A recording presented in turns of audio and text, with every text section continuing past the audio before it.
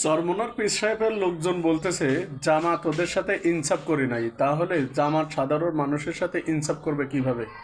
চরমোনার পীর সাহেবের লোকদের বলি, আপনাদের যোগ্যতা নেই 10টা আসন দিতার, আপনারা চাচ্ছেন 100 আসন।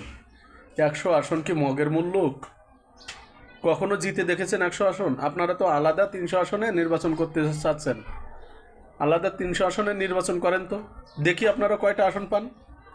জামাতের সঙ্গে যাইও হয়তো বা আপনারা যদি 5-7টা আসন পাইতে পারেন, আর জামাত ছাড়া যদি আপনারা যান, বিএনপির সাথেও যদি আপনারা যান, তাহলে আপনারা হয়তো বা 5-7টা 10টা আসন পাইতে পারেন।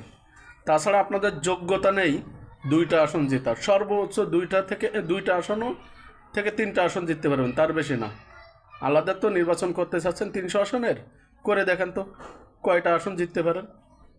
অত সোজা না নির্বাচন, শুধু খাল মারলেই হয় না।